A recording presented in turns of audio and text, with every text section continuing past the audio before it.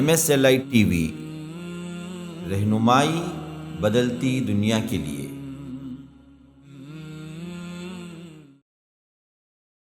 لوگوں دیکھو، ایک اللہ کی عبادت کرنا اور اس عبادت میں کسی شے کو شریک نہ کرنا، وَلَا تُشْرِكُوا بِهِ شَيْئًا، یہ نہیں کہا کہ کسی انسان کو شریک نہ کرنا، یہ نہیں کہا کہ بتوں کو شریک نہ کرنا، یہ نہیں کہا کہ جھنڈوں کو شریک نہ کرنا، یہ نہیں کہا کہ درختوں کو شریک نہ کرنا، یہ نہیں کہا کہ اللہ تبارک و تعالیٰ کے علاوہ باطل معبودوں کو شریک نہ کرنا، کچھ نہیں کہا، صرف لفظ شے کہا۔ شے ہر وہ چیز ہے جو رب العالمین کے علاوہ ہے۔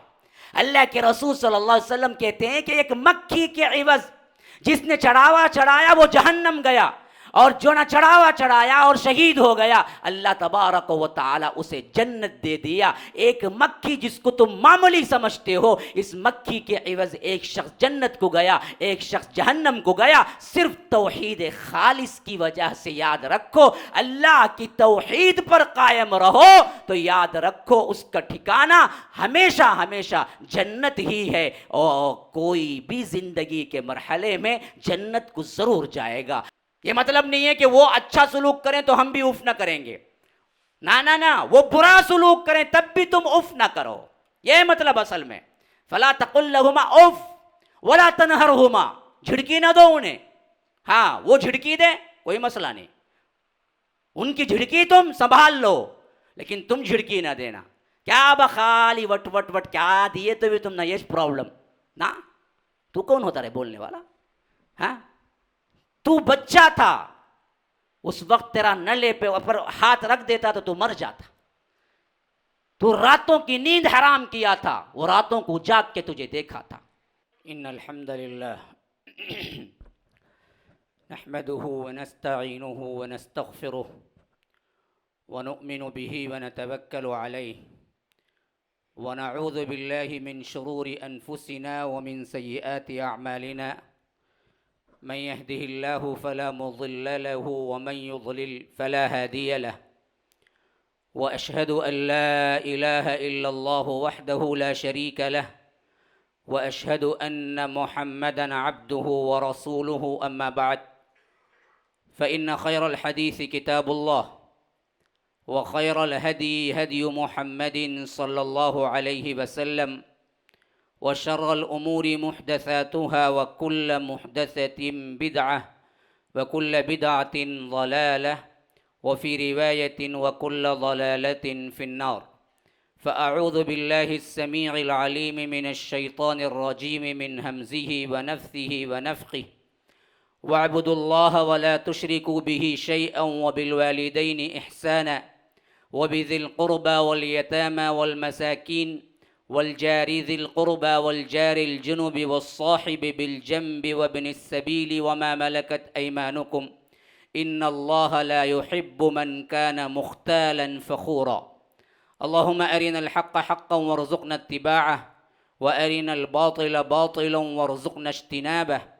اللهم علمنا ما ينفعنا وانفعنا بما علمتنا وارزقنا علما۔ رب اشرح لي صدري ويسر لي أمري واحلل عقدة من لسانی یفقہوا قولی۔ اس اللہ کے نام سے ابتدا جس کے ناموں کی کوئی انتہا ہی نہیں۔ ولو ان ما فی الارض من شجرۃ اقلام والبحر یمدہ من بعدہ سبعۃ ابحر ما نفدت کلمات اللہ۔ اس ذات اقدس پر کروڑوں درود و سلام ہوں جو تمام جہانوں کے لیے رحمت للعالمین بن کے آئے تھے۔ اللہم صلی علی محمد وعلی آل محمد کما صلیت علی ابراہیم وعلی آل ابراہیم انک حمید مجید، وبارک علی محمد وعلی آل محمد کما بارکت علی ابراہیم وعلی آل ابراہیم انک حمید مجید۔ برادران اسلام، واجب الاحترام بزرگوں، دوستوں، عزیز ساتھیوں، لائق احترام ماؤں اور بہنوں، اللہ تبارک و تعالی نے اس اسلام کے مجموعے کو دو حقوق پر مشتمل بنایا ہے۔ اگر کل اسلام کا ہم مطالعہ کریں اور اس کا خلاصہ پیش کریں، دو الفاظ ہیں، وہ دو الفاظ ہیں، دو حقوق ہیں، ایک حق ہے رب العالمین کا اور ایک حق ہے اللہ کے بندوں کا اللہ کے بندوں پر۔ بندوں کے حقوق، رب کے حقوق، ان دونوں مجموعے کا نام ہے اسلام۔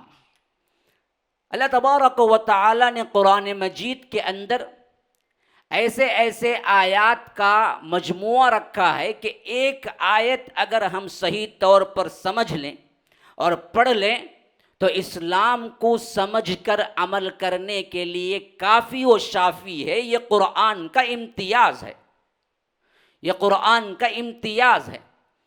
ایسے ہی آیات میں سے میں نے آپ کے سامنے ایک آیت ہی تلاوت کی ہے جو آپ کے سامنے کل اسلام کا ریپرزینٹ، یا یوں کہہ لیجئے کہ کل اسلام کی نمائندگی یہ ایک آیت کرتی ہے۔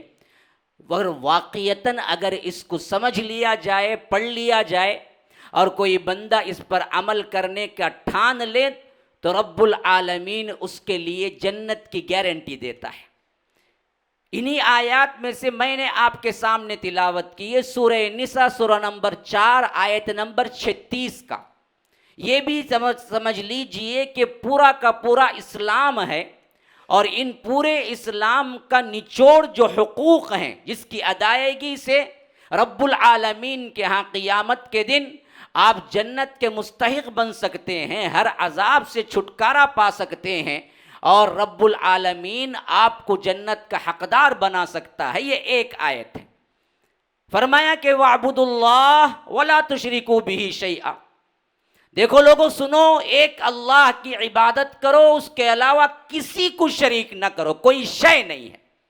دیکھیے شے اس چیز کا نام ہے جو رب العالمین کے علاوہ کائنات میں جو بھی ہے، کوئی بھی ہو، خواہ وہ بنڈا ہو، جھنڈا ہو، درگاہ ہو، خواہ وہ انسان ہو، پیر ہو، ولی ہو، خواہ وہ نبی ہو، خواہ وہ جناب محمد الرسول اللہ صلی اللہ علیہ وسلم ہو، سب کا سب شے کے اندر آتا ہے۔ فرمایا کہ وَاعْبُدُوا اللَّهَ، لوگوں دیکھو ایک اللہ کی عبادت کرنا اور اس عبادت میں کسی شے کو شریک نہ کرنا۔ وَلَا تُشْرِكُوا بِهِ شَيْئًا، یہ نہیں کہا کہ کسی انسان کو شریک نہ کرنا، یہ نہیں کہا کہ بتوں کو شریک نہ کرنا، یہ نہیں کہا کہ جھنڈوں کو شریک نہ کرنا، یہ نہیں کہا کہ درختوں کو شریک نہ کرنا، یہ نہیں کہا کہ اللہ تبارک و تعالیٰ کے علاوہ باطل معبودوں کو شریک نہ کرنا، کچھ نہیں کہا، صرف لفظ شے کہا۔ شے ہر وہ چیز ہے جو رب العالمین کے علاوہ ہے، سوائے رب العالمین کی ذات الگ ہے۔ پھر کائنات کے اندر ہر ذرہ، خواہ وہ تم کتنا بڑا اپنے خیال میں کیوں نہ سمجھتے ہو، چاند ہو، سورج ہو، تارے ہوں، سمندر ہو، آسمان ہو، فضاؤں کے اڑنے والے بڑے بڑے مخلوقات ہوں، یا زمینوں کے اندر چلنے والے بڑے بڑے مخلوقات ہوں، یا بحر و بر کے اندر چلنے والے بڑے بڑے مخلوقات ہوں، یا انسانوں کے اندر زہاد ہوں، یا انسانوں کے اندر عباد ہوں، یا انسانوں کے اندر رب العالمین کے مقرب ترین بندے ہوں، یا فرشتوں کے اندر جبرائیل ہوں، میکائیل ہوں، اسرافیل ہوں، ملک الموت ہوں، جو بھی ہوں، سب شے ہے۔ رب کہتا ہے کہ دیکھو ان سب کو چھوڑو، ایک اللہ کی عبادت کرو، اس کے علاوہ کسی شے کو شریک نہ کرو، یہ میرا پہلا حق ہے۔ اگر اس حق کو تم اللہ سے ڈرتے ہوئے قبول کر لو گے، اس پر زندگی گزارو گے، تو رب کہتا ہے تو پھر میرے اوپر حق بنتا ہے، یا رب یا رب۔ اللہ تبارک و تعالیٰ کی توحید کی عظمت دیکھو میرے مسلمانوں، رب کہتا ہے کہ مجھ پہ حق بنتا ہے، حالانکہ اللہ پر کوئی حق کسی کا نہیں بنتا۔ اللہ تبارک و تعالیٰ کی کوئی ذمہ داری نہیں، اللہ تبارک و تعالیٰ کا کوئی حق کوئی بھی نافذ نہیں کر سکتا، وہ خود احکم الحاکمین ہے، وہ خود رب العالمین ہے، وہ خود مختار کل ہے۔ وَرَبُّكَ يَخْلُقُ مَا يَشَاءُ وَيَخْتَارُ مَا كَانَ لَهُمُ الْخِيَرَةُ، کسی کے پاس کوئی اختیار نہیں ہے، اختیار کا مالک تو میں ہوں۔ قُلِ اللَّهُمَّ مَالِكَ الْمُلْكِ تُؤْتِي الْمُلْكَ مَنْ تَشَاءُ وَتَنزِعُ الْمُلْكَ مِمَّنْ تَشَاءُ وَتُعِزُّ مَنْ تَشَاءُ وتذل من تشاء بیدک الخیر انک علی کل شیء قدیر. جس کو چاہے تختے سے نکال کے تختہ دار پہ لٹکا دوں، جس کو چاہے بادشاہت دے دوں، جس کو چاہے فقیر بنا دوں، جس کو چاہے رب العالمین عزت دے دے، جس کو چاہے ذلیل کر دے، جس کو چاہے رب العالمین اتاہ گہرائیوں میں پہنچا دے. یہ سب کل کا کل اختیار میرے پاس ہے. ہاں، فعال لما یرید، جب جو چاہتا ہوں کر گزرتا ہوں، مجھ سے کوئی سوال کرنے والا نہیں. لا يسأل عما يفعل وهم يسألون، تم سب سے میں سوال کرنے والا ہوں، مجھ سے کوئی سوال کرنے والا نہیں ہے. یوم یقوم الروح والملائکۃ صفا لا يتکلمون الا من اذن له الرحمن وقال صوابا.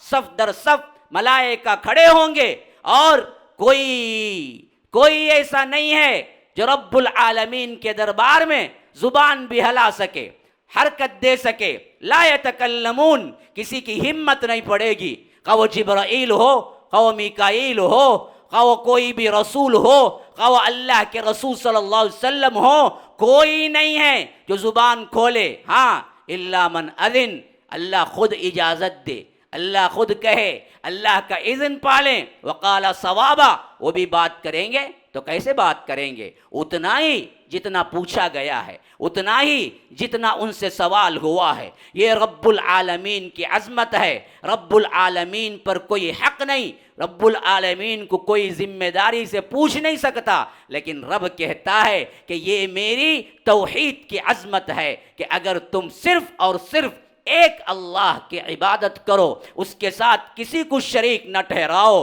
خواہ وہ تمہارا پیر ہو، خواہ وہ تم علی سمجھتے ہو، خواہ وہ کوئی جھنڈا ہو، خواہ وہ کوئی بنڈا ہو، خواہ وہ کوئی درگاہ ہو، خواہ غوث اعظم ہو، خواہ علی اجویری ہو، خواہ کوئی بھی ہو.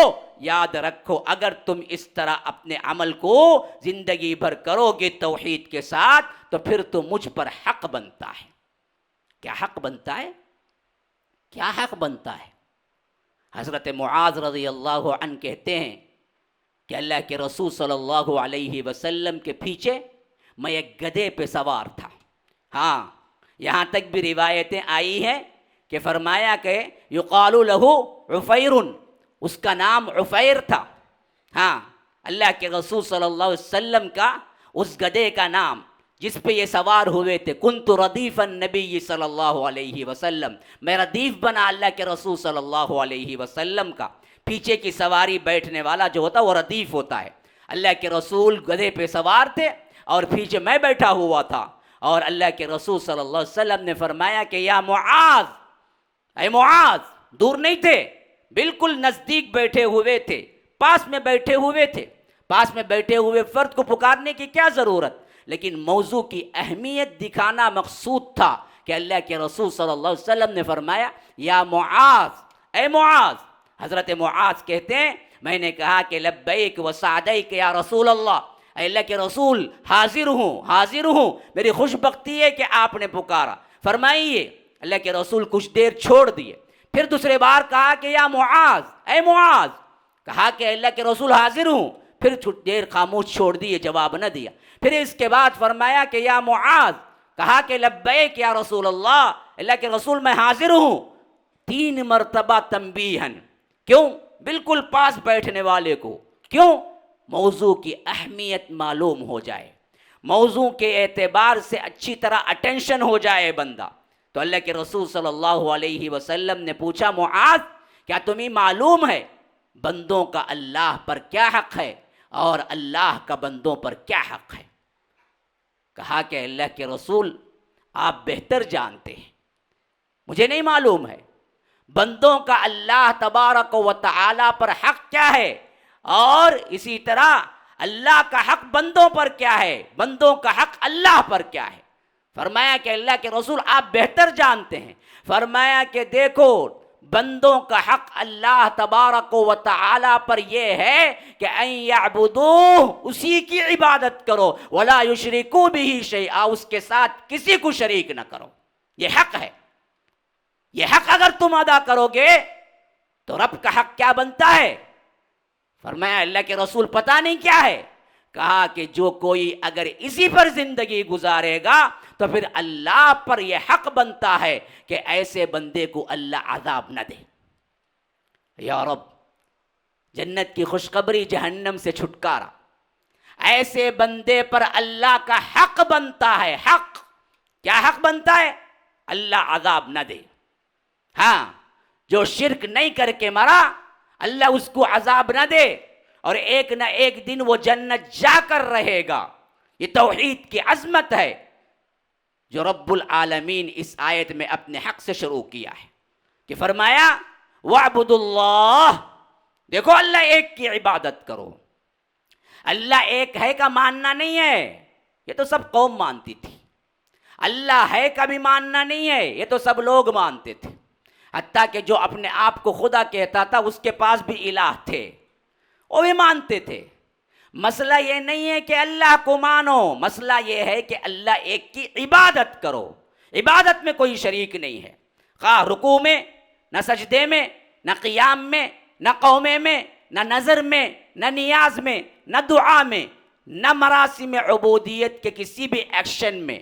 صرف رب العالمین ہی کے لیے زیبا ہے کہ آپ اس کے لیے رکوع کریں، اسی کے لیے سجدہ کریں، اسی کے لیے قومہ کریں، اسی کے لیے قیام کریں، اسی کے لیے دعا کریں، اسی سے نظر مانیں، اسی سے نیاز رکھیں۔ جو کچھ بھی ہے عبادت کے ایکشنز وہ پورے کے پورے رب العالمین ہی کے لیے کریں۔ اس میں رب کبھی شرکت برداشت نہیں کر سکتا، خواہ وہ تمہارے معاملے میں بہت ہی سہل اور آسان کیوں نہ ہو۔ اس عبادت کے اعتبار سے، توحید کے اعتبار سے رب العالمین بہت غیرت مند ہے، یاد رکھو۔ اللہ کبھی اپنے شرک کو برداشت نہیں کر سکتا۔ جیسے ایک شوہر اپنی بیوی کے علاوہ کسی اور مرد کے لیے برداشت نہیں کر سکتا، بعینی ہی اسی طرح رب العالمین بھی اپنے لحاظ سے کسی شریک کو برداشت نہیں کرتا، کبھی معاف بھی نہیں کرتا۔ اگر کوئی بیوی یہ کہے کہ میں تیری ہی ہوں تو شوہر خوش ہو جائے گا، اگر کوئی یہ کہے کہ میں تیری بھی ہوں تو تماچا مارے گا۔ ہماری حالت یہی ہے، ہم اللہ کو مانتے ہیں، کہتے ہیں کہ تیری بھی عبادت کرتے ہیں، ساتھ میں غوث الاعظم کی بھی کرتے ہیں، دستگیر کی بھی کرتے ہیں، خواجہ اجمیری کی بھی کرتے ہیں، فلاں کی بھی کرتے ہیں۔ اللہ کہتا ہے کہ نہیں، کہو کہ میں تیرا ہی بندہ ہوں، ایاک نعبد و ایاک نستعین، ہم تیری ہی عبادت کرتے ہیں۔ ایاک پہلے لانے کا مطلب ہی یہ ہے کہ ہم کسی اور کی عبادت نہیں کرتے، کسی اور سے نہیں مانگتے، زندگی بھر تیری ہی عبادت کریں گے، کرتے ہیں، کرتے رہیں گے۔ ایاک نعبد کے اندر اتنا مفہوم ہے، وَإِيَّاكَ نَسْتَعِينُ، ہم تیری ہی مدد مانگتے ہیں، مانگتے رہیں گے۔ یہ دونوں مفہوم اس کے اندر ہیں۔ زندگی میں کبھی کسی کے لیے ہاتھ نہیں اٹھائیں گے، کبھی مدد نہیں مانگیں گے جیسے کسی انسان کو غائبانہ طور پہ مانگتے ہیں۔ ہاں، وسائل کے اعتبار سے مانگنا یہ بالکل جائز ہے، اللہ کے رسول صلی اللہ علیہ وسلم نے بھی مانگا ہے۔ جیسے رب سے مدد مانگتے ہیں غائبانہ، ویسے کسی سے نہیں مانگیں گے، عبادت کے کوئی ایکشن نہیں کریں گے۔ اس حیثیت سے اللہ کے رسول صلی اللہ علیہ وسلم نے بڑا پیارا واقعہ کہا ہے۔ ایک مکھی کے عوض ایک مکھی کے عوض ایک انسان جنت گیا، ایک مکھی کے عوض ایک انسان جہنم گیا۔ ہاں، توحید میں اتنی ہی رب العالمین نے پاور رکھا ہے، اور ایسے ہی توحید کو رب چاہتا ہے کہ میرے ساتھ ایک مکھی کی بھی شرکت نہ ہو۔ اللہ کے رسول صلی اللہ علیہ وسلم کہتے ہیں، دو بندے سفر کر رہے تھے، راستے میں ایک ایسے قبیلے پر سے گزر ہوا جہاں ان کا رواج یہ تھا کہ اگر وہاں سے پار ہونا ہے تو اس کے بت کو کچھ نہ کچھ چڑھاوا چڑھا کر ہی پار ہونا تھا۔ تو اللہ کے دونوں بندے مسلمان تھے، اللہ کی عبادت کرنے والے تھے، اللہ ایک ہی کی عبادت کرنے والے تھے۔ سنو، ہم جیسے ہی تھے لیکن نہیں سمجھے تھے۔ ان میں سے ایک وہ تھا جو توحید کی حقانیت اور باریکیوں کو سمجھا نہیں تھا۔ تو ہوا یہ کہ یہ دو بندے جب آ گئے تو وہ جو قبائل کے لوگ تھے انہوں نے کہا کہ ہمارے بت کو کچھ نہ کچھ چڑھاوا چڑھاؤ، پھر یہاں سے گزرو۔ تو دونوں نے کہا کہ ہمارے پاس ہے کچھ نہیں، ہم کیا چڑھاوا چڑھائیں گے؟ ہم خود مسافر ہیں، ہمارے پاس کوئی چیز نہیں ہے چڑھانے کے لیے، اور نہ ہم چڑھاوا چڑھانا جانتے ہیں۔ انہوں نے کہا کہ کوئی مسئلہ نہیں، کچھ تو ہم خود انتظام کرتے ہیں۔ ایسے کرو کہ یہ اڑنے والی مکھیاں جو ہیں، عموماً آپ نے دیکھا ہوگا ان عبادت گاہوں میں کیا ہوتا ہے، ان کے لیے کچھ نہ کچھ لے جایا جاتا ہے۔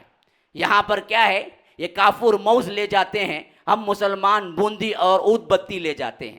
ہاں، نہ وہ صاحب قبر کھاتا ہے نہ وہ بت کھاتا ہے، کھاتے تو وہ مجاور کھاتے ہیں یا نہیں؟ تو پھر کیا ہے، بوندی کے دکان میں بوندی آ جاتی ہے اور موز کے دکان میں موز آ جاتا ہے، لیکن ہمارے عقلوں کو کبھی یہ چیز متنبہ نہیں کرتی۔ دراصل ان کے لیے تو نہیں، چڑھاوے کی چیزیں، جب یہ چیزیں وہاں جاتی ہیں تو آپ نے دیکھا ہوگا مکھیاں بھی ہوتی ہیں، عموماً ایسی جگہوں میں مکھیاں زیادہ ہوتی ہیں۔ ہاں، ایک مثال مکھی کے حج میں آئی ہے سورہ حج کے اندر، میرے پاس ٹائم نہیں ہے، اصل میں مجھے آیت آپ کو پورے وہ آیت کا خلاصہ دینا ہے، ٹائم میرے پاس بہت کم ہے، جمعہ کا وقت ویسے بھی بڑا تنگ ہوتا ہے۔ تو بہرکیف اس نے کہا کہ دیکھو یہ مکھیاں جو اڑ رہی ہیں نا، انہی میں سے کسی کو پکڑو اور چڑھاوا چڑھا دو، ہم تمہیں کیا ہے پار لگا دیں گے۔ تو ایک ان میں سے جو توحید کی باریکیوں کو سمجھا نہیں تھا، اس نے کہا کہ ایک مکھی، ہاں، اور میرا ارادہ بھی نہیں ہے کچھ، بس پار کرنا مقصود ہے۔ اس نے ایک مکھی کو پکڑا، چڑھاوا چڑھا دیا، کہا کہ تم چلو۔ دوسرے نے کہا کہ اللہ کی قسم مکھی ہی صحیح، لیکن رب کے ساتھ میں شریک نہیں کر سکتا، تم کچھ بھی کر دو، میں مکھی کو بھی چڑھاوے کے طور پہ نہیں چڑھاؤں گا۔ انہوں نے کہا کہ بہت سہل آسان ہے، تیرا ساتھی کر گیا تو بھی کر جا۔ کہا کہ نہیں، میں مکھی بھی نہیں کر سکتا۔ یہاں تک کہ انہوں نے اس کی پاداش میں اسے شہید کر ڈالا، وہ جنت چلا گیا۔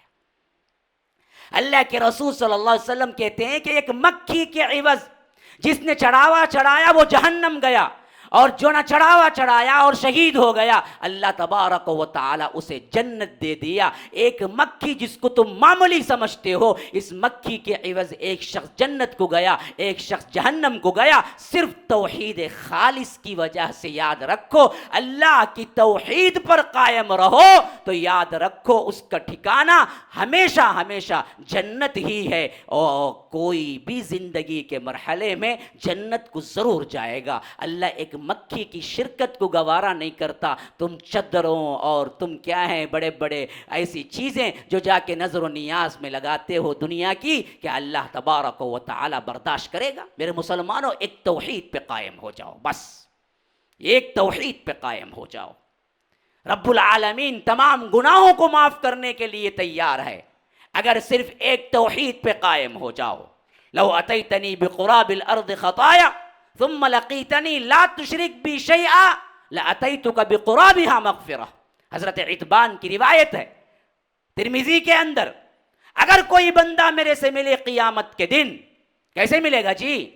فرمایا کہ بقراب الارض خطایا، زمین بھر اتنے گناہ لے کر۔ زمین بھر اتنے گناہ کوئی کر سکتا ہے؟ ہاں، زمین بھر اتنے گناہ کوئی کر سکتا ہے؟ لیکن اللہ مثال دیتا ہے اگر اتنے بھی لے کے آؤ کوئی مسئلہ نہیں۔ زمین بھر اتنے گناہ لے کے آیا ہے، ہاں، ثم لقیتنی، پھر مجھ سے ملاقات کیا، لا تشرک بی شیئا، لیکن اس کے اندر وہ گناہ نہیں تھا جس کو میں معاف نہیں کروں گا، یعنی اس نے کبھی شرک نہیں کیا تھا میرے ساتھ، لاتیتک بقرابها مغفرہ، تو میں بھی دراصل زمین بھر اتنی مغفرت کے ساتھ اس سے ملوں گا۔ زمین بھر اتنے گناہ لے کے ملے گا تو میں بھی زمین بھر اتنی مغفرت سے اس کو ملوں گا اور اسے جنت دوں گا۔ شرط یہ ہے کہ اس کے اندر شرک نہ ہو، اس کے اندر اللہ تبارک و تعالی کے علاوہ کسی کو شریک نہ کیا ہو، بس۔ تو اللہ ہمیں حکم دیتا ہے کہ لوگوں سنو، ایک اللہ کی عبادت کرو، وَاعْبُدُوا اللَّهَ وَلَا تُشْرِكُوا بِهِ شَيْئًا۔ صحابہ آئے، خاص کر حضرت حذیفہ کے بارے میں آتا ہے، وہ بہت زیادہ سفر کرنے والے بھی تھے اور بڑے بڑے بادشاہوں کے دربار میں جانے کا اتفاق بھی ہوا تھا۔ وہ جب سفروں سے واپس آئے تو کہا کہ اللہ کے رسول، میں انسانوں کے بادشاہوں کے پاس گیا، ان کے درباروں کے اندر گیا، تو ان کے درباری ان کے لیے جب آتے ہیں تو سجدہ کرتے ہیں، یہ تو ایک بے حیثیت انسان ہے جن کو صرف دنیا ملی ہے، آپ تو وہ ہیں جو دنیا و آخرت کے سردار ہیں، پھر آپ ہمیں اجازت کیوں نہیں دیتے کہ جس طرح وہ لوگ اگر وہ دربار میں آئیں بادشاہ تو سجدہ کرتے ہیں، جب آپ بھی ہمارے پاس آئیں تو ہم آپ کے لیے سجدہ کریں؟ تو اللہ کے رسول صلی اللہ علیہ وسلم نے کہا کہ نہیں حذیفہ، یاد رکھو اگر میری شریعت میں کسی کے لیے سجدہ جائز ہوتا تو وہ بیوی کے لیے ہوتا کہ شوہر کے لیے سجدہ کریں، لیکن وہ بھی جائز نہیں، نہ میرے لیے جائز ہے۔ یاد رکھو اللہ تبارک و تعالی نے کسی کے لیے بھی سجدہ حرام کر دیا ہے، اللہ کے رسول صلی اللہ علیہ وسلم کے لیے جھکنا اور سجدہ کرنا جائز نہیں، تو پھر یہ پیر مرید جو یہاں کے اب موجود ہیں یہ کس کھیت کے مولی ہیں کہ ان کے لیے آپ جھکیں اور سجدہ کریں؟ اللہ کے رسول صلی اللہ علیہ وسلم نے اپنے لیے جائز نہیں قرار دیا۔ ایک بندہ آیا، کہا، دعا کیا، پھر دعا کے بعد سلام کیا اللہ کے رسول کو صلی اللہ علیہ وسلم، جاتے جاتے کہہ گیا کہ ماشاء اللہ وشئت، کوئی غلط بات بھی نہیں تھی، کہا کہ اللہ اور آپ چاہیں تو میری دعا قبول ہو جائے گی، یعنی میرا مسئلہ پار ہو جائے گا۔ جو ہم بڑے لوگوں کے لیے بھی کیا جی حضوری میں 1000 مرتبہ کہتے، آپ دل رکھیں تو ہو جائے گا، آپ چاہیں تو ہو جائے گا، یہ تو خود اللہ کے رسول صلی اللہ علیہ وسلم واقعتاً اگر وہ دعا کریں تو اللہ قبول کر لے گا۔ غلط بات بھی نہیں تھی، کوئی شرکیہ جملہ بھی نہیں تھا، صرف اتنا کہا کہ اللہ کے رسول آپ چاہیں اور اللہ چاہے، اور اللہ کے رسول صلی اللہ علیہ وسلم کا چہرہ غصے سے متغیر ہو گیا، کہا کہ اجعلتنی للہ ندا وہو خلقک، اے شخص تو اللہ کے ساتھ مجھے شریک کرتا ہے، مجھے پارٹنر بناتا ہے، جبکہ اللہ اکیلا تجھے پیدا کیا ہے۔ وہ صحابی تھرا گئے، کہا کہ اللہ کے رسول کیا غلطی کیا؟ کہا کہ نہ، ماشاء اللہ وشئت نہ کہو، اللہ چاہے اور میں چاہے نہ، بلکہ اگر کہنا ہی ہے تو یوں کہو کہ ماشاء اللہ ثم وشئت، اللہ چاہے اور پھر کا لفظ اضافہ کرو، کہو کہ اللہ چاہے اور پھر آپ چاہیں، دونوں کو ایک ساتھ نہ ملاؤ، اللہ اللہ ہے، بندہ بندہ ہے، یہ نہ کہو کہ اللہ اور رسول چاہیں تو ہو جائے گا، بلکہ کہنا ہی ہے تو یوں کہو کہ اللہ اور پھر اللہ کے رسول چاہیں۔ اتنی توحید کی عظمت ہے، اتنی شرک سے نفرت ہے رب العالمین کو، اسی واسطے اللہ کے رسول نے توحید کی باریکیوں کو سمجھایا کہ دیکھو اس میں کبھی خلل نہ آنا، اگر اس کے اندر تمہارے عقیدے میں خلل آ گیا تو پھر تو یاد رکھو تمہاری نجات ممکن نہیں ہے۔ تبوک کا موقع تھا، صحیح مسلم کی روایت ہے، اللہ کے رسول صلی اللہ علیہ وسلم چلے جا رہے تھے، یہاں تک کہ زاد راہ ختم ہو گیا، راستہ لمبا، کھانے پینے کی اشیاء کم، یہاں تک کہ ختم ہونے پہ آ گئی، پانی کو کھانے کو صحابہ ترسنے لگے۔ 30,000 کا لشکر، اس سے پہلے سیرت کے اندر کبھی اتنا بڑا لشکر تیار نہیں ہوا تھا، 30,000 کا لشکر۔ حضرت عمر آئے، کہا کہ اللہ کے رسول کھانے پینے کے لیے کچھ نہیں ہے، اگر ہم جانور ذبح کرتے رہیں تو پھر تو ہماری سواری کے لیے بھی جانور نہ ملیں گے، پہلے ہی ایک جانور پہ 3 انسان سوار ہیں، اگر ہم جانور کاٹیں گے تو اور کم ہو جائیں گے، تو اللہ کے رسول کچھ نہ کچھ کیجئے۔ اللہ کے رسول صلی اللہ علیہ وسلم خاموش رہے کہ خود حضرت عمر نے کہا کہ میرے ذہن میں ایک آئیڈیا ہے۔ کہا کہ پوچھا کیا ہے؟ کہا کہ اللہ کے رسول ہمارے ذخیروں کے اندر، ہمارے غذا کے تھیلیوں کے اندر کچھ دانے پڑے ہوئے ہوں گے، کسی کے پاس کچھ جو کے دانے ہوں گے، کسی کے پاس 1-2 کھجور ہوں گے، کسی کے پاس کچھ ستو کا آٹا ہوگا، آپ ایسا کیوں نہیں کرتے کہ سب کو حکم دیں اور وہ جمع ہو جائے، اور جمع ہونے کے بعد آپ برکت کی دعا کر دیں، شاید اللہ قبول کر لے اور ہمارے کھانے کا انتظام ہو جائے 30,000 کے لشکر کے لیے۔ اللہ کے رسول صلی اللہ علیہ وسلم نے اس واقعے کو پسند کیا، کہا کہ اچھا اعلان کر دو۔ اعلان کیا گیا کہ بھائی کھانے کی جو چیز جس کے پاس ہو وہ لے آ کے اس چادر پہ رکھ دے۔ چادر پھیلا دی گئی، کوئی 1 کھجور لے آ رہا ہے، کوئی 1 بیج لے آ رہا ہے۔ ابو ہریرہ راوی کہتے ہیں کہ صحابہ نے پوچھا بعد میں کہ جو بیج لایا وہ کس مقصد سے لایا، بیج کون کھائے گا؟ کہا کہ نہ، بیج اس مقصد سے لایا کہ اس کو ہم کچھ دیر کے لیے چوس لیں گے تو اس کا کچھ مزہ تو جائے گا، تو تھوڑی دیر کے لیے بھوک مٹے گی، تو اس حیثیت سے بیج جو ملا وہ بھی لے آیا۔ یعنی فاقے کی یہ نوبت تھی کہ سب کے سب چند بیج، چند کھجور، چند ستو کے دانے جو بھی تھا لے آ کے رکھ دیا۔ کہتے ہیں جب پورا کھانا جمع ہو گیا، 30,000 تو بہت دور کی بات ہے، کل کھانا ملا کر ایک انسان کے لیے کافی نہ ہو سکتا تھا۔ کل کھانا ملا کر ایک انسان کے لیے کافی نہ ہو سکتا تھا، صرف اتنا جمع، یہاں تک کہ اللہ کے رسول صلی اللہ علیہ وسلم نے دعا کے لیے ہاتھ اٹھا دیے۔ پھر اس کے بعد اللہ کے رسول صلی اللہ علیہ وسلم نے کہا کہ آؤ بیٹھو، جتنا پیٹ بھر کے کھانا ہو کھاؤ بسم اللہ کے ساتھ، اور جتنا ذخیرہ کر لینا ہے کر لو، کھانا ہی نہیں، جتنا تم سیو کرنا چاہتے ہو تھیلوں میں وہ بھی کر لو۔ اب ایک بندہ آ رہا تھا، کھا رہا تھا پیٹ بھر کے، اور جو چاہا اس نے ذخیرہ کر لیا۔ 30,000 کا لشکر، صرف ایک انسان کا بھی کھانا موجود نہیں تھا۔ اس کھانے میں سے اللہ تبارک و تعالی نے وہ معجزہ رونما کیا اللہ کے رسول صلی اللہ علیہ وسلم کی دعا کی برکت سے کہ کھانا 30,000 کے لوگ کھا گئے اور 30,000 لوگ ذخیرہ کر گئے، سیو کر لیا۔ اور پھر بھی راوی کہتے ہیں کہ ہم نے دیکھا کہ جتنا کھانا پہلے تھا شروع میں، اس کا ڈبل کھانا موجود تھا دسترخوان پہ۔ 30,000 لوگ کھا گئے، 30,000 لوگ ذخیرہ کر لیے، اور اللہ کے رسول صلی اللہ علیہ وسلم کی دعا کی برکت کا یہ حال کہ پھر بھی کھانا موجود اتنا کہ ڈبل۔ ہمارے پیر صاحب کے ہاتھوں صدور ہوتا تو کیا کرتے؟ ہاں، کوئی لمبا پڑ جاتا، کوئی پاؤں چاٹ لگا رہتا، کوئی ہاتھ چاٹ لگا رہتا، کوئی مون تمہیں سب کچھ بولتا۔ ہاں، کرتے نہ کرتے؟ اگر کوئی ہے آپ کی نظر میں ولی اللہ اور یہ واقعہ اس کے ساتھ پیش آ جائے کہ ایک انسان کا کھانا 30,000 لوگ کھاتے رہیں، کھانا ختم ہونے کا نام نہیں، تو کیا کرتا انہیں؟ یا غوث بول کے وہاں پڑ جا گا، ان کے پاؤں ابھی چاٹ لگوٹ پڑا رہتا۔ کیا کرنا بولو ابھی پیر صاحب بول کے، کیا دعا کرے کہ کیا بڑے لوگ۔ میں ایک مرتبہ ایک اچانک ایک آٹو کا سفر ہوا تھا، مجھے ابھی تک نہیں بھولا جا رہا ہے۔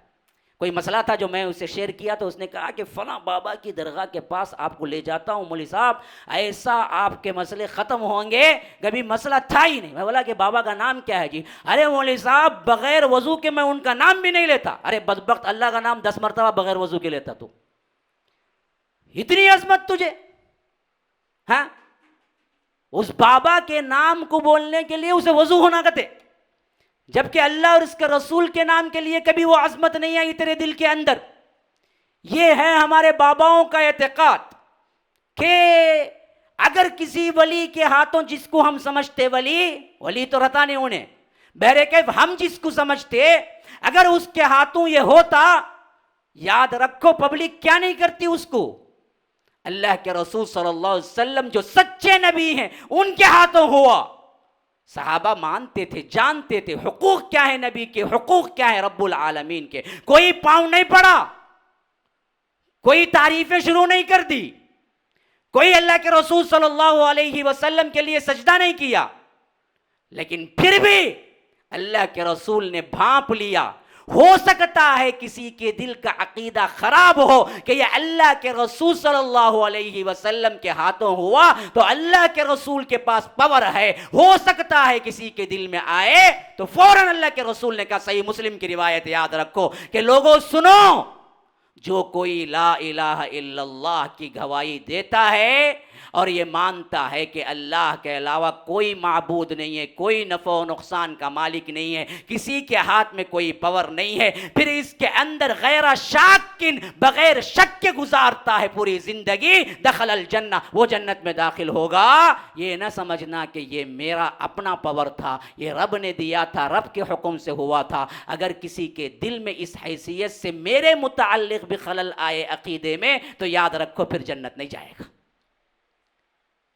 اللہ کے رسول صلی اللہ علیہ وسلم نے یوں صحابہ کی تربیت دی، کہا کہ دیکھو جو کوئی اب اس وقت میں یہ حدیث میں یہ الفاظ کہنا محدثین کہتے ہیں کہ صرف اسی واسطے کہ اللہ کے رسول کو خدشہ لاحق ہوا کہ کہیں صحابہ کے دل میں اللہ کے رسول صلی اللہ علیہ وسلم کے لیے بھی پاور یا قوت کا اللہ تبارک و تعالیٰ کے ساتھ شرک کا معاملہ نہ پیش آ جائے، نہ ان کے ذہنوں میں یہ بات آئے، تو اللہ کے رسول نے فوراً کہا کہ لوگوں سنو، لا الہ الا اللہ جو کہتا ہے خالصا من قبل قلبی، مخلص کے ساتھ ایک اللہ کو عبادت کرنے کے ساتھ اخلاص کے ساتھ کسی کو شریک نہ کیا، غیر شاکن اور اس میں شک بھی نہ ہوا، تو یاد رکھو وہ جنت میں جائے گا۔ اگر تم سمجھتے ہو کہ یہ میرا کارنامہ ہے اور میری وجہ سے میرے حکم سے ہو گیا ہے، تو یاد رکھو تمہارا عقیدہ خراب ہو جائے گا اور تم جنت نہیں جا سکتے۔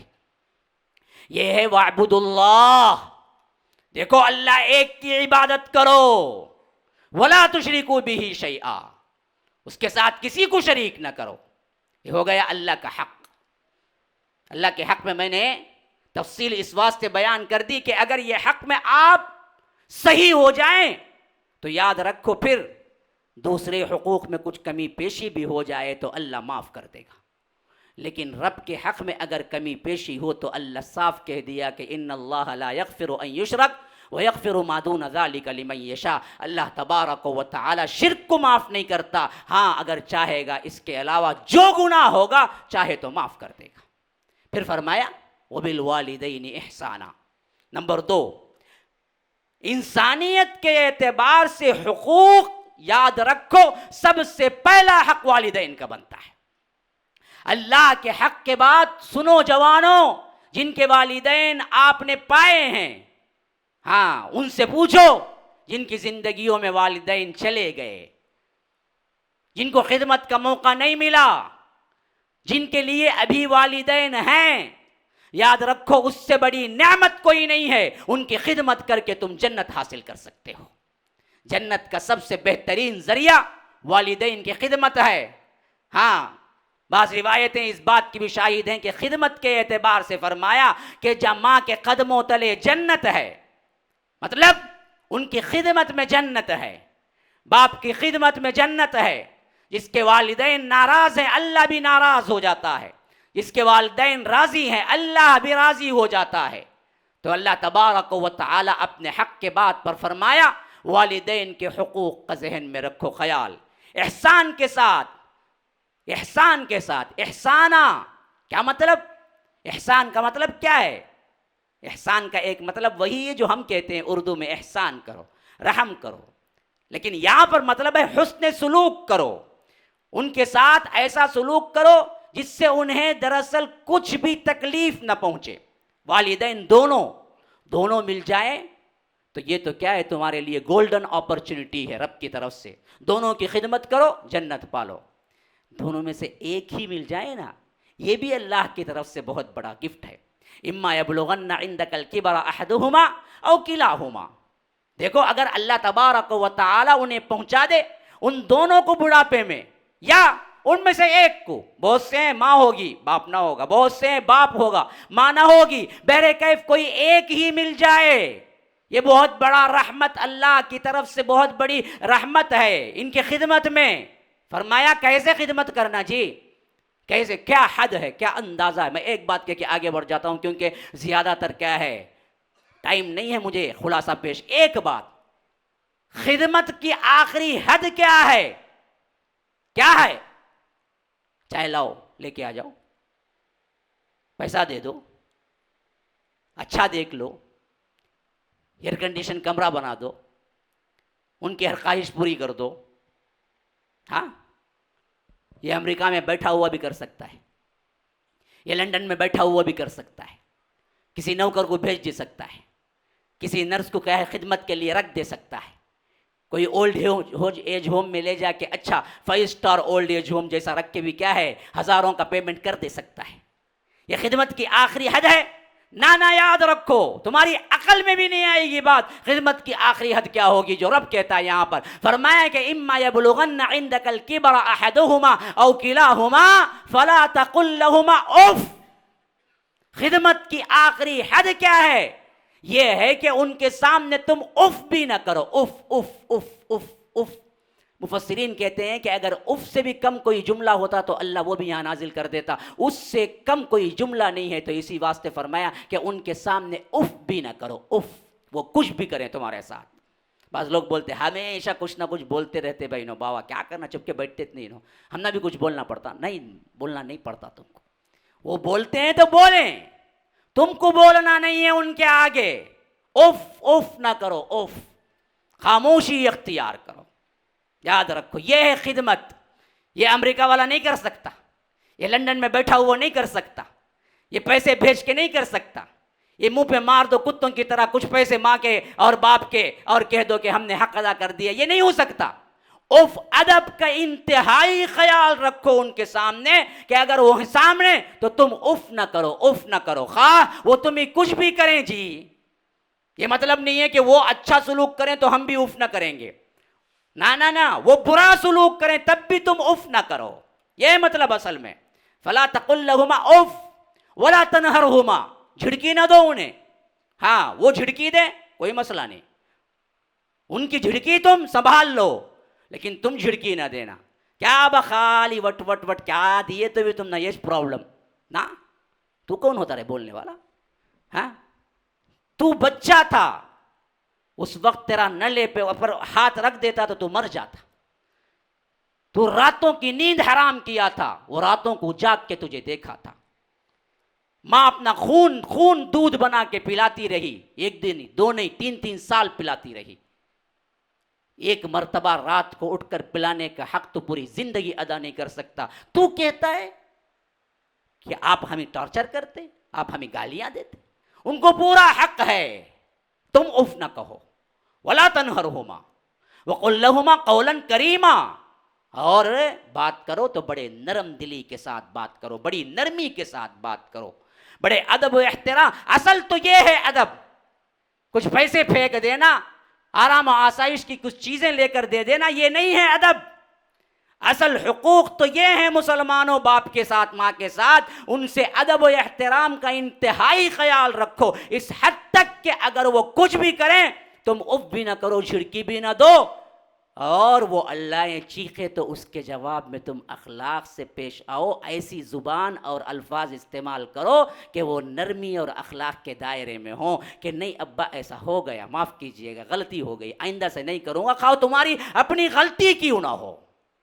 اس لیے اپنے حق کے بعد سب سے پہلا حق رب العالمین نے فرمایا کہ میں والدین کا ہے، وبالوالدین احسانا، وبذی القربی قرابت داروں کا، والیتامی یتیموں کا، والمساکین مسکینوں کا، والجار ذی القربی والجار الجنب پڑوسی کا، وہ جو قرابت دار پڑوسی ہے، اور اس پڑوسی کا بھی جو دراصل تمہارا پہلو کا ساتھی ہے، جار الجنب جو ساتھ میں بیٹھا ہے، کچھ دیر کے لیے آپ بیٹھے نا، ان کے بازو یہ بیٹھے، ان کے بازو یہ بیٹھے، ان کا بھی حق بنتا ہے، یاد رکھو، اس حد تک انتظام آپ کو سکھاتا ہے حقوق۔ جنب کہتے ہیں پہلو، اس کا ایک مراد تو کہ بیوی بھی ہے، دوسری مراد مفسرین کہتے ہیں کہ بازو بیٹھنے والا، پاس بیٹھنے، اس کا حق بنتا ہے، کیا حق بنتا ہے؟ اس کو ایذا نہ دو، اس کو تکلیف نہ دو، ایسا نہ بیٹھو کہ اس کو تکلیف ہو جائے، آیا برابر چیر کے 2 ٹانگا بیٹھ گیا، ابھی نے دیکھتا انہیں کیا پہلے سے موٹا تازہ ہے، میں ہوں دبلا پتلا خاموش میں بیٹھا تھا، انہیں آیا بازو ایسا بیٹھا، انہیں پورا کیا کرنا بعد میں اپنے پاؤں سمٹ لے اٹھ بیٹھے رہنا، نہ خیال رکھو بازو والے کا بھی، 5 منٹ کے لیے ہی بیٹھے ہیں صحیح، لیکن حق بنتا ہے اس کا، ٹرین میں بیٹھے ہیں، بس میں بیٹھے ہیں، حق بنتا ہے اس کا کہ اس کے حق کو دیکھیں آپ۔ بعض لوگ بیٹھتے ایسا بیٹھتے، ادھر بیٹھتے ادھر پاؤں رکھتے، ہاں بعض لوگ بیٹھتے ہی کھانا شروع کرتے ٹرین میں، میں نے کبھی کبھی سفر زیادہ کرتا تھا، یہ کاٹتا ایپل کاٹتا ختم کرتا، آرنج کاٹتا ختم کرتا، وہ اٹھاتا کھاتا، یہ ارے بازو بھی بیٹھا ہے نا جی ایک بندہ، ہاں اسے ایک بطور کیا ہے، ایک اخلاقی سے پوچھ لیا کرو نا جی کہ کچھ چاہیے، وہ بھی منہ دیکھتا رہتا ہے، کچھ تو پوچھیں گا انہیں، کچھ تو لیں گے نا، بھیکت میں ہی گئے اس کے پاس بول کے، کوئی حق نہیں۔ والصاحب بالجنب پہلو کا ساتھی، والجار الجنب دور کا پڑوسی، تو پہلے فرمایا پڑوسی قرابت دار اور پڑوسی دور کا، جار ذی القربی جار الجنب، پھر فرمایا والصاحب بالجنب پہلو کا ساتھی، وابن السبیل مسافر کا، ان سب کا حقوق کا خیال رکھو. ان اللہ لا يحب من کان مختالا فخورا، کہ اللہ تبارک و تعالی متکبر اور مختال کو پسند نہیں کرتا. یاد رکھو، جس کے اندر تکبر ہوگا نا وہ حقوق ادا نہیں کرے گا برابر انسانوں کا، ماں باپ کا. سب سے بڑا خاطئ حقوق کو نہ ادا کرنے کا سبب کیا ہے نا؟ تکبر. اس سے بچو. اسی لیے فرمایا مختالا فخورا. مختال کو بھی اللہ پسند نہیں کرتا، فخور کو بھی اللہ پسند نہیں کرتا. مختال فخور کا دونوں کا مطلب ایک ہی ہے، متکبر، لیکن اس میں مائنوٹ سا فرق ہے. مفسرین کہتے ہیں مختال وہ ہے جو کچھ نہ دیتا ہو، یعنی بخیل، اس کے اوپر اسے تکبر ہے. ایسے ہی بعض لوگ رہتے جیب میں 1 روپیہ نہیں رہتا، پھر بھی تناوٹی، دیکھو نا ہفت تقلیم کی بادشاہ طریقے کی تناوٹی رہتی ہے اسے. بہت بڑا منسٹر ہے تو کچھ بھی نہیں، 1 روپیہ بھی جیب میں نہیں، کسی کو کچھ دینے کے لیے بھی ہے نہیں، لیکن پھر بھی باتاں بہت لمبے رہیں گے. خالی اندر داخل ہوا تو پوری مسجد گونجیں گی، ہاں ہاں آگا رہے انہیں بہت بڑا بول کر، اے کیا جی تمہیں یہ وہ معلوم ہو جانا، ہاں ہاں انہیں تیرے مختال ہو. ہے تو کچھ نہیں لیکن آوازاں بڑھے. فخور کا ہے واقعتاً ہے اس کے پاس، بہت کچھ دیتا بھی ہے لیکن دینے پہ تکبر بھی کرتا ہے، انہیں ہے فخور. ہاں تو فرمایا کہ اللہ پسند نہیں کرتا مختال کو بھی فخور کو بھی، کہ جو کچھ نہ دیتا ہو پھر بھی تکبر کرتا ہو. ایسے متکبر کو بھی اللہ پسند نہیں کرتا، اور اس کو بھی اللہ پسند نہیں کرتا جو دیتا تو ہو لیکن اصل مسئلہ کیا ہے؟ دیتا اللہ کے لیے نہیں ہے، تکبر کے لیے دیتا ہے، فخر کے لیے دیتا ہے. بڑی خدمتیں ہیں، بڑے آوازیں ہیں، بڑے مسائل ہیں، بڑا دینے والا ہے، بڑے لوگ مانتے ہیں، لیکن اندر پورا کا پورا مسئلہ کیا بھرا ہوا ہے؟ لوگ مجھے کہیں گے، لوگ مجھے مانیں گے، میں آؤں تو لوگ کھڑے ہوں گے، میں آؤں تو لوگوں کے لیے کیا ہے، میں عزت کا باعث بنوں گا. یاد رکھو یہ پورا کا پورا ملیا میٹ ہو گیا. تو یہ ہے وہ آیت. میں نے ابھی چند حقوق کی تفصیلات بیان نہیں کی کیونکہ بالکل حد سے آگے نکل گیا ہے وقت، اور لوگوں کا دیکھنا ایسے ہے کہ ابھی کھا جائیں گے، مولوی صاحب کب اتریں گے، نہیں تو خود اتار دیں گے شاید وہ پکڑ کے. تو یاد رکھیے جمعہ کا خطبہ ویسے بھی بڑا تنگی کا مسئلہ ہوتا ہے، تو انشاءاللہ اگر وقت ملے تو ان حقوق کے اندر اور بھی چند حقوق جو ہیں وہ میں آپ کو بیان کروں گا. لیکن جو کچھ بھی ہم نے سنا ہے اس پر بھی عمل کر لیں تو یاد رکھیے یہ بھی نجات کے لیے کافی ہوگا. اللہ سے دعا یہی ہے کہ اللہ تبارک و تعالی ہمیں عمل کرنے والا مسلمان بنائے. اللہ تبارک و تعالی ہمارے گناہوں کو معاف فرمائے. اللہ تبارک و تعالی ہم سب کو جیسے یہاں پر اکٹھا فرمایا ہے امام الانبیاء سید المرسلین و آخرین جناب محمد الرسول اللہ صلی اللہ علیہ وسلم کے ساتھ جنت الفردوس میں بھی اکٹھا فرمائے. ھذا وباللہ التوفیق صلی اللہ وسلم علی نبینا محمد. اسأل اللہ لی ولکم ولسائر المسلمین من کل ذنب فاستغفروه انه هو الغفور الرحیم.